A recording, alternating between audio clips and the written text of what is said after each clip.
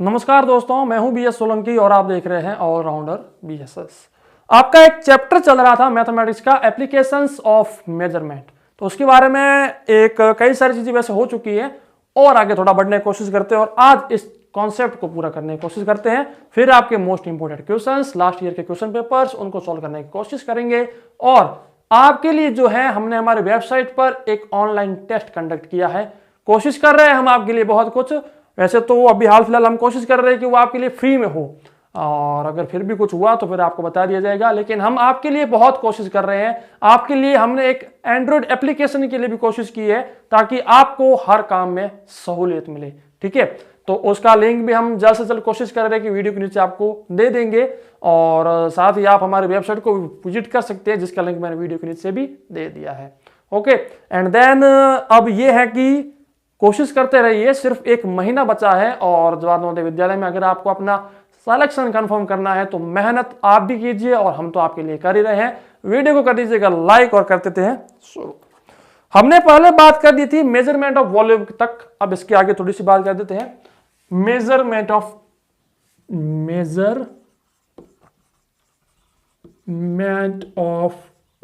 Time, यानी कि समय जो होता है उस समय को किस प्रकार से हम देख सकते हैं, या फिर उसमें किस प्रकार से हम जैसे मिनट को घंटे में बदल सकते हैं, घंटे को सेकंड में बदल सकते हैं, उसके बारे में थोड़ी सी बात है। तो वो हम यहां पर कर लेते हैं। जैसे कि यहां पर देखिए दिया हुआ है, आप खुद सब ये सब चीज वैसे आप जानते हो, फिर भी आपको बताता हूं कि 1 आवर जो होता है, 1 घंटा, ये जो होता है इसमें 60 मिनट होते हैं। कितने मिनट होते हैं? 60 मिनट। और 1 मिनट जो होता है इसमें 60 सेकंड्स होते हैं। अब अगर आपसे कोई पूछ ले कि 1 घंटे में कितने सेकंड होते हैं, तो क्या करोगे आप? 60 को 60 से मल्टीप्लाई कर दोगे, 3600 seconds are there in 1 hour. Okay, तो 1 घंटे में 3600 सेकंड होते हैं। इसी प्रकार से यहां पर मैं सब चीजें आपको यहां पर बता देता हूं। जैसे यहां पर अगर बात आती है 1 डे के बारे में कि एक दिन जो होता है 1 डे, उसमें कितने आवर्स होते हैं, कितने घंटे होते हैं, तो एक दिन में 24 घंटे होते हैं, 24 आवर्स होते हैं। अगर मैं यहां पर बात करूं 1 वीक की, तो एक वीक में कितने डेज होते हैं, तो 1 वीक में 7 डेज होते हैं, संडे टू सैटरडे, है ना। संडे, मंडे, ट्यूसडे, ऐसा करके हम सैटरडे तक पहुंच जाते हैं। ठीक है, तो ये हो गया 1 वीक हो गया। इसके बाद हम बात कर देते हैं 1 मंथ के बारे में। अब देखिए 1 मंथ में, एक महीने को हम 4 प्रकार से देख सकते हैं। कैसे? 1 मंथ 4 प्रकार कौन से? 31 डेज भी हो सकते हैं, 30 डेज भी हो सकते हैं, 28 डेज भी हो सकते हैं, एंड 29 डेज भी हो सकते हैं 1 मंथ में। ठीक है, इसी प्रकार से अगर हम बात करें 1 ईयर के बारे में, तो 1 ईयर में 12 मंथ्स होते हैं। कितने मंथ्स होते हैं? 12 मंथ्स होते हैं। इसी प्रकार से अगर हम 1 ईयर के बाद एक बार फिर से करें तो 1 ईयर में 2 बार हम और सोच सकते हैं। इसमें 365 डेज भी हो सकते हैं और इसमें 366 डेज भी हो सकते हैं। अब यहां पर 365 डेज क्या है, 366 डेज क्या है, इनको क्या नाम दिया गया है? यहां पर 28 दिन 29 दिन वाला क्या लोचा है, इसके बारे में भी बात कर लेते हैं। ठीक है, तो ये सब आपको मालूम है पहले से ही, और कुछ चीज है तो मैं आपको बता देता हूं। ठीक है, और कुछ नहीं है यहां पर। चलो अब देखिए सेकेंड्स, आवर्स, मिनट्स, ये आप जानते हो, लेकिन ईयर में आपको थोड़ी सी कंफ्यूजन होगी। मैं आपको बताता हूं। देखिए ईयर जो होता है वो ईयर 365 डेज का भी हो सकता है एंड देन 366 डेज का भी हो सकता है। अब ये 365 डेज एंड 366 डेज क्या है? देखिए अब हमें कैसे मालूम पड़ेगा कि कौन सा साल 365 का है और कौन सा साल 366 का है? तो देखिए, जो 366 वाला होता है इसको लीप ईयर कहा जाता है। क्या कहा जाता है? Leap year. और जो 365 वाला होता है इसको सामान्य वर्ष कहा जाता है, या फिर जिसको हम नॉर्मल ईयर कह सकते हैं, नॉर्मल ईयर ये होता है। ओके, अब देखिए, लीप ईयर हर 4 साल में एक बार आता है। कितने साल में? 4 साल में एक बार लीप ईयर आता है। यानी कि 3 साल तक तो कंटिन्यूसली 365 दिन वाला साल ही होगा। उसके बाद 366 दिन वाला भी एक साल आएगा। हर 4 साल में एक बार आता है लीप ईयर। क्वेश्चन पूछा जा सकता है, leap year come after how much years? तो हर 3 साल बाद, मतलब जैसे कि मान लीजिए 2016 की बात करें तो 2016 एक लीप ईयर था, ठीक है।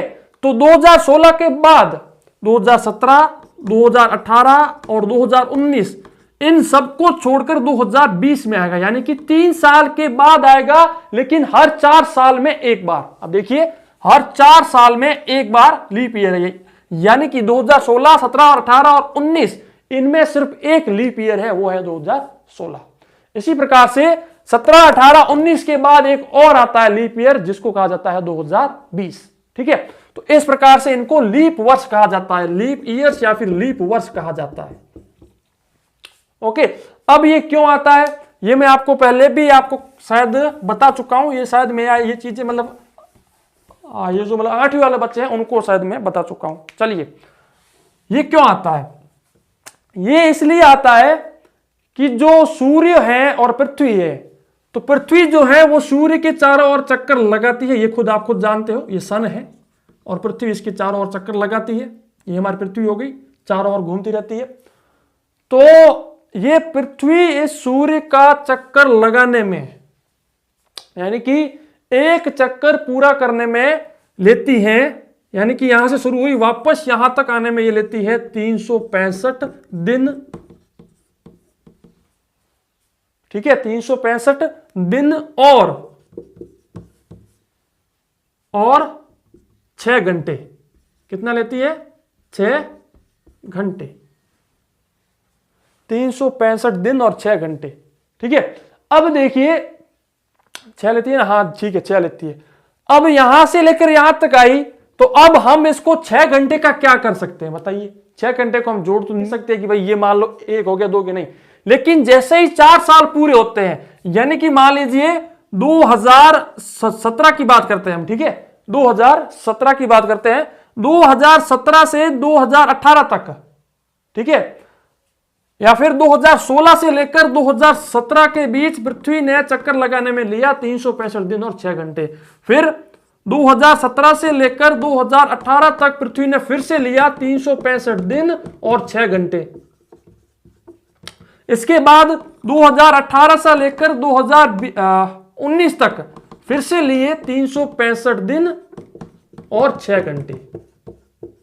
एंड देन अब बात आती है 2019 से लेकर 2020 तक फिर से इसने लिया 365 दिन और 6 घंटे।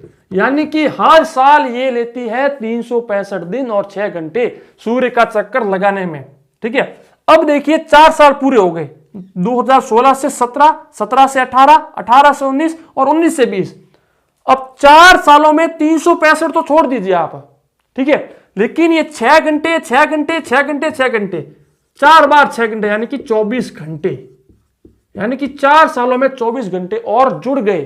अब 24 घंटे का मतलब क्या होता है? मैंने अभी आपको बताया कि 24 घंटे का मतलब होता है 1 डे। क्या होता है? 1 डे। तो 2020 से लेकर 2021 के बीच, 2020 से 2021 के बीच इन 365 के साथ, इन 365 के साथ ये एक 24 घंटे वाला एक जो दिन है ये भी जुड़ जाता है, मतलब कि 366 दिन हो जाते हैं।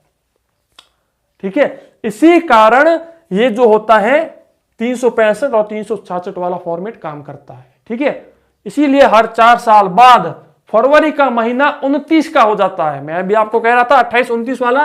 तो देखिए साधारण जो वर्ष होता है, आपसे क्वेश्चन पूछा जा सकता है किस वर्ष में फरवरी का महीना 28 का होता है। तो जो साधारण वर्ष होते हैं, जो लीप वर्ष ना होकर साधारण वर्ष होते हैं, जिनमें 365 दिन होते हैं, उन्हीं में फरवरी का महीना 28 का होता है। जैसे ही लीप ईयर आता है, लीप वर्ष आता है, फरवरी का महीना 29 का हो जाता है, 29 का हो जाता है।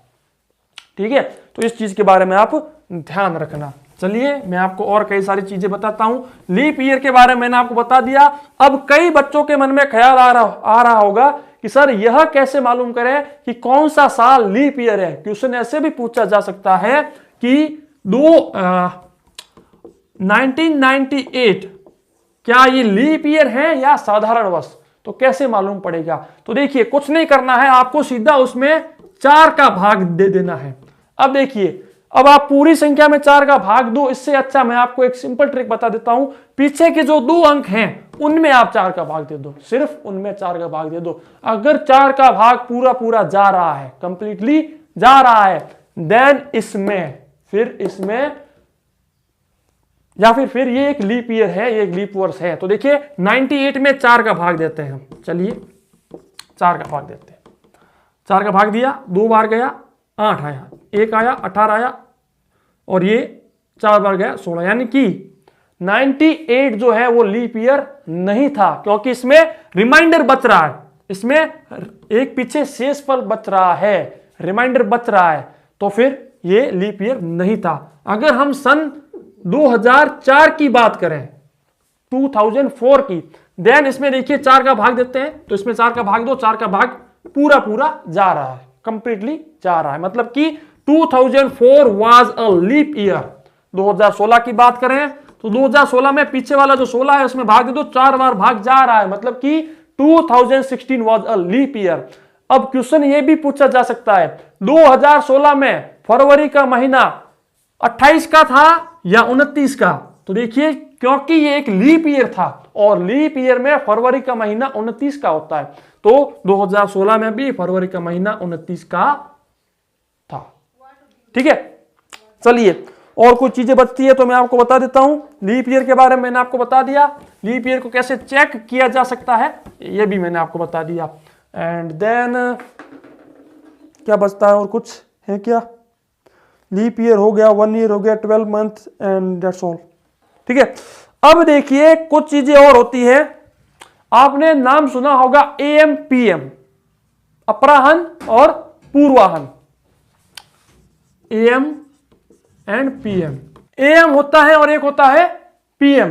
तो अब देखिए आपने नाम सुना होगा AM का और PM का, जिसको कहा जाता है, AM को कहा जाता है पूर्वाहन और PM को कहा जाता है अपराहन। क्या कहा जाता है, AM को कहा जाता है पूर्वाहन और PM को कहा जाता है अपराहन। जी हाँ, कंफ्यूज मत होना, क्योंकि बच्चे कहेंगे सर ये तो A है, इसका मतलब अपराहन, और P है मतलब पूर्वाहन। ऐसा नहीं है। AM को क्या कहा जाता है, AM को कहा जाता है पूर्वाहन, यानी कि AM को कहा जाता है एंटी मेरिडियन, याद रखना, एंटी मेरिडियन। और PM को कहा जाता है पोस्ट मेरिडियन। बस ये चीजें आप ध्यान रखना। AM को कहा जाता है पूर्वाहन, जिसको एंटी मेरिडियन कहा जाता है, और पोस्ट मेरिडियन यानी कि पूर्वाहन। अब ये कैसा है, क्या काम करता है, इनका कॉन्सेप्ट क्या है, मैं आपको बता देता हूं थोड़ा सा। देखिए जब रात के 11:59 और 59 सेकंड होते हैं, ठीक है, रात के 11:59 और 59 सेकंड होते हैं, तब तक PM होता है, जिसको पोस्ट मेरिडियन कहा जाता है, और इसी को कहा जाता है अपराहन। इसी को कहा जाता है अपराहन। जी हाँ, अपराहन। जैसे ही 1 सेकंड और बढ़ता है तो यहां पर 12:0 और 0 सेकंड हो जाता है। यहां से पूर्वाहन शुरू हो जाता है, यानी कि AM शुरू हो जाता है, जिसको पूर्वाहन कहा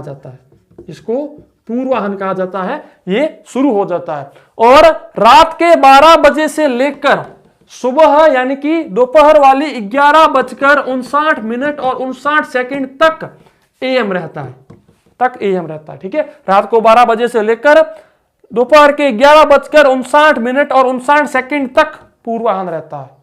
जैसे ही 1 सेकंड बढ़ा यानी कि दोपहर के जब 12 बजते हैं तो PM शुरू हो जाता है, यानी कि अपराह्न शुरू हो जाता है। और यहां से लेकर रात के 11:59 और 59 तक अपराह्न रहता है, PM रहता है, ठीक है। क्वेश्चन पूछा जा सकता है कि रात को जब 11 बजते हैं तो उसको आप PM कहेंगे या AM कहेंगे, बच्चे कंफ्यूज हो जाएंगे। लेकिन ये ट्रिक आप याद रखना, रात को 11:59 और 59 तक ही PM रहता है, उसके बाद सीधा अपराह्न शुरू हो जाता है। और दोपहर के 12 बजे यानी कि 11:59 और 59 तक AM रहता है, ठीक है।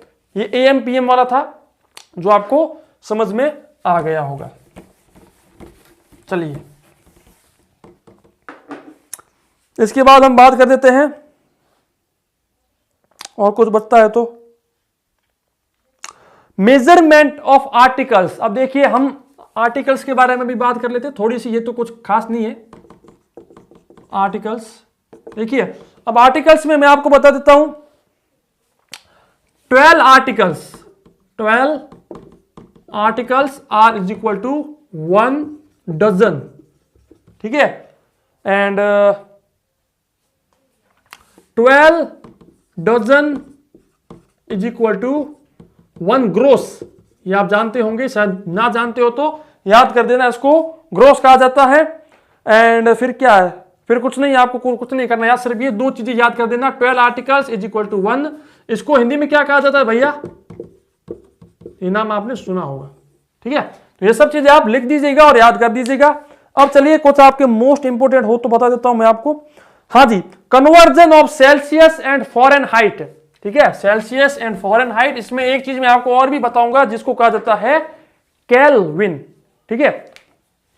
आपने टेम्परेचर का नाम सुना होगा, जिसको हिंदी में तापमान कहा जाता है। इस तापमान की जो यूनिट्स हैं, जो इकाइयां हैं, वो अलग अलग होती है। इकाइयां अलग अलग होने का मतलब, एक होती है सेल्सियस, जिसको सेंटीग्रेड कहा जाता है, सेल्सियस कहा जाता है, सेंटीग्रेड भी कहा जाता है इसको, ठीक है ना। और एक इसका आता है फॉरेनहाइट, और एक होता है इसका केल्विन, ठीक है, केल्विन होता है। ये 3 ऐसी इकाइयां होती हैं जो होती है तापमान की। अब इनको एक दूसरे के साथ चेंज कैसे किया जा सकता है वो देखिए। जैसे कि आपको यहां पर मिल गया 100 सेंटीग्रेड या फिर 100 सेल्सियस, इसको आप फॉरेनहाइट में चेंज कीजिए, फॉरेनहाइट में बदलिए। तो कैसे बदलोगे? अगर आपको कह दिया कि इसको केल्विन में बदलिए तो कैसे बदलोगे? तो ये कुछ चीजें हैं, मैं आपको समझा देता हूं अभी, ठीक है। चलिए, अब फॉरेनहाइट को लिखा जाता है F, सेंटीग्रेड को लिखा जाता है C, एंड केल्विन को लिखा जाता है K। अब मैं आपको बता देता हूं 1 फॉरेनहाइट जो होता है वो 9/5 सेंटीग्रेड प्लस 32 के बराबर होता है, ठीक है। 1 फॉरेनहाइट जो होता है वो 9/5 सेंटीग्रेड प्लस 32 के बराबर होता है। देन अगर मैं यहां पर बात करता हूं कि 1 सेंटीग्रेड कितने के बराबर होता है, तो आप इसको चेंज कर सकते हो। क्या कर सकते हो कि जितना आपको फॉरेनहाइट मिला है, फॉरेनहाइट, उसमें से आपको 32 माइनस कर देना है। 32 माइनस कर देने के बाद मैं यहां पर कर रहा हूं बात, यानी कि फॉरेनहाइट, चाहे आपको कितना भी फॉरेनहाइट मिल जाए, यानी कि अगर आपको 5 फॉरेनहाइट अगर मिलता है तो यहां पर आपको 5 आपको कर देना है, तो आपको यहां पर सेंटीग्रेड की वैल्यू मिल जाएगी। तो क्या होता है कि सेंटीग्रेड जो होता है वो किसके बराबर होता है कि फॉरेनहाइट में से 32 को माइनस किया, देन अब यहां पर क्या करना, ये भी ऊपर आ जाएगा तो ये 5 से मल्टीप्लाई होगा, एंड देन ये 9 नीचे आ जाएगा। तो centigrade is equal to 5 multiply by F minus 32/9, ठीक है। तो इस प्रकार से ये होता है। अगर हम केल्विन की बात करें तो केल्विन को अगर आप सेल्सियस में कन्वर्ट करना चाहते हैं, सेंटीग्रेड में कन्वर्ट करना चाहते हैं, तो देखिए केल्विन इज इक्वल टू होता है सेंटीग्रेड प्लस 273, सेंटीग्रेड प्लस 2 273। अगर हम सेंटीग्रेड की बात करें तो केल्विन -273 होता है। That's all. इसी प्रकार से आपको क्वेश्चन सॉल्व करने होते हैं। एक एग्जांपल लेकर मैं आपको बता देता हूं, ठीक है, एक एग्जांपल लेकर मैं आपको बता देता हूं। जैसे कि मान लीजिए आपके पास मिल गया एक कि 100 डिग्री सेंटीग्रेड, इसको फ़ारेनहाइट में कन्वर्ट कीजिए। देन हम जानते हैं कि हम क्या जानते हैं कि 1 फ़ारेनहाइट जो होता है, 1 फ़ारेनहाइट जो होता है वो, या फिर जो फ़ारेनहाइट जो होता है वो 9/5 सेंटीग्रेड प्लस 32 होता है। अब यहां पर हमें सेंटीग्रेड जो है वो 100 मिल चुका है, यानी कि सेंटीग्रेड की जगह पर हमें 100 ले लेना है, तो फ़ारेनहाइट की वैल्यू हमें मिल जाएगी। फ़ारेनहाइट क्या होगा, 9/5 इंटू 100 प्लस 32 क्या होगा, काट दो, यहां पर 20 आ गया, ये हो गया 180 प्लस 32, तो फ़ारेनहाइट कितना आएगा यहां पर हमारे पास 212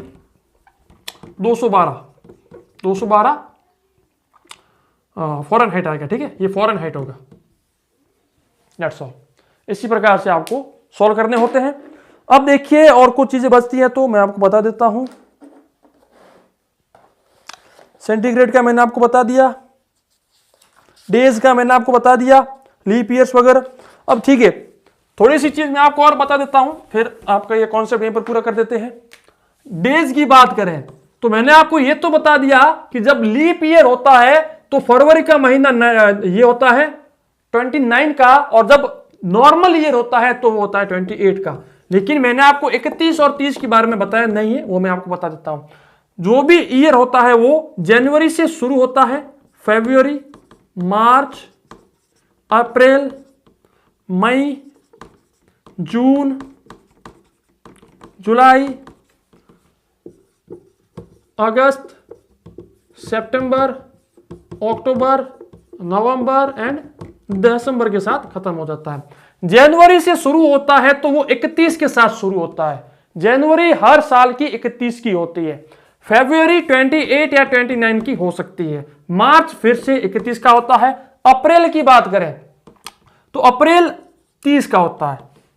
मई की बात करें तो मई 31 की होती है। अब देखिए, अब यहां पर आप कंफ्यूज होंगे, बच्चे क्या करते हैं फिर 30 31 करते रहते हैं, लेकिन ये नहीं होता है। एक बार ये चेंज होता है। कैसे होता है, आप अपने हाथ की ओर देखिए, ये एक और से देखिए, ये है ना 1 2 3 4, इस प्रकार से ऐसे वॉच कीजिए कि देखिए ये जो है ये अंगुली वाला शेप, इसको आप मानिए 1, और ये जो अंदर वाला है इसको आप मानिए 2। ये देखिएगा, इसको 1, फिर ये 2, फिर ये 3, ये अंदर 4 5, इस प्रकार से, ठीक है। तो अब देखिए मैं आपको समझाता हूं। सबसे पहला है जनवरी, देन फरवरी, मार्च, अप्रैल, मई, जून, जुलाई एंड देन फिर से अगस्त, ठीक है। देखिए जनवरी 31 की जो कि यहां पर आती है सबसे पहली, फिर फरवरी जो कि 28 या 29 की आती है, ये आ गई, फिर मार्च जो कि ऊपर आता है तो मार्च आ गया 31 का, फिर अप्रैल की बात करें तो अप्रैल ऊपर ना आकर भीतर की ओर आ रहा है तो ये हो गया 30 का, फिर आ गया मई 31 का, जून 30 का, जुलाई 31 का, और इसकी बात करें तो ये फिर से 31 का आता है, देन 30, देन 31, 30 एंड 31। ठीक है। तो इस प्रकार से याद रखना कि जुलाई भी 31 की होती है एंड अगस्त भी 31 का होता है, ये चीज याद रखना। तो ये हो गया आपका क्वेश्चन। ये भी पूछा जा सकता है कि एक साल में 31 दिन वाले कितने महीने होते हैं, तो 1 2 3 4 5 6 7 7 महीने होते हैं जो कि 31 दिन के होते हैं। चलिए अब लास्ट एक टॉपिक बच चुका है, उसको सॉल्व करके आपको कॉन्सेप्ट यहीं पर पूरा करते हैं। वो है मेजरमेंट ऑफ इंडियन करेंसी, ठीक है, इंडियन करेंसी। चलिए इसके बारे में थोड़ा सा आपको मैं बता देता हूं। अगर हम 1 लाख की बात करें, 1 लाख की बात करें तो उसको कहा जाता है 100,000। क्या कहा जाता है, 100। इसी प्रकार से और आगे जो भी है, अगर हम 1 लाख की जगह 10 लाख ले तो इसको कहा जाता है 1 मिलियन। क्या कहा जाता है, 1 मिलियन, ठीक है। अब इसी प्रकार से और आप जैसे जैसे आप आगे बढ़ते जाओगे वैसे वैसे ये बढ़ता जाएगा। जैसे कि मैं आपको बताऊं, सबसे पहले जो शुरू होता है वो होता है इकाई, फिर होता है दहाई, फिर होता है सैकड़ा, फिर होता है हजार, फिर होता है 10,000, फिर होता है लाख, 10 लाख, देन फिर मैं आपको बताऊं करोड़, 10 करोड़, देन आता है अरब, 10 अरब, खरब, 10 खरब, फिर आता है नील, 10 नील। इसी प्रकार से और आगे बढ़ते जाते हैं। खरब, सॉरी इसमें खरब के बाद है, एक सेकंड, वैसे इतना हाई आपसे कोई नहीं पूछने वाला, फिर भी मैं आपको बता देता हूं इसके बारे में जी। खरब के बाद आता है पदम एंड 10 पदम, एंड देन आता है शंख। क्या आता है? शंख आता है, शंख और 10 शंख। ये इस प्रकार से इंडियन करेंसी होती है। वैसे कोई नहीं पूछने वाला आपसे, ज्यादा से ज्यादा यहां तक याद कर देना हो जाएगा। ठीक है, ये कैसे बढ़ते हैं वो मैं आपको एक बार समझा देता हूं, देन हमारा ये कॉन्सेप्ट यहीं पर पूरा करते हैं। ठीक है, जैसे देखिए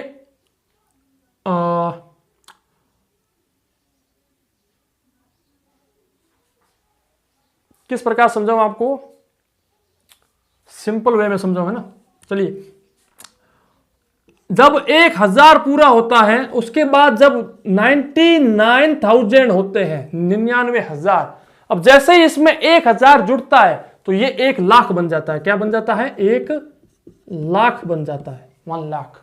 ठीक है, अब जैसे ही 99 लाख होते हैं, 99 लाख होते हैं, तो उसमें 1 लाख और जुड़ते ही वो 1 करोड़ बन जाता है।